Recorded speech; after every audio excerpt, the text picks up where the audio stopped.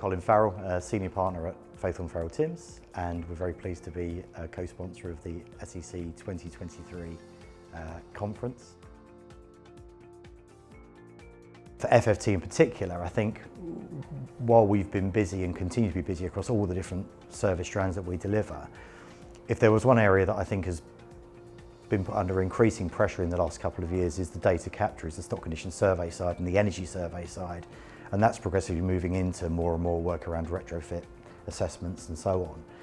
But the bigger issue there is this sort of conflict between a greater demand for more and more capacity to do more and more surveys in more and more areas, and the usual issue around supply chain and getting competent professional people to deliver those services. So, as I'm sure others have said, resources remains a problem for us as it does for any contractor or any consultant. The other challenge I see coming down the line is with the new Decent Home Standard coming into sight in the next few months, there's going to be another shift there in data requirements. Clients need more information, better information. And so I see the demand for inspections and data gathering and intelligence about properties just growing and growing over the next couple of years.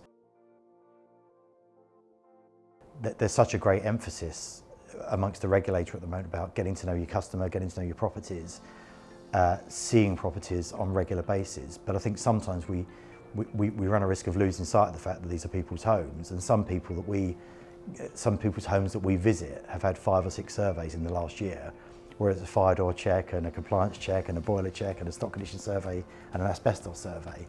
And I think there are residents who rightly are becoming survey fatigued.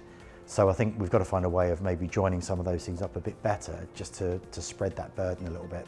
So maintain and fulfil the requirements of the regulator, keep people safe, but also recognise the fact that we don't want to be a constant burden and nuisance to people living in their homes.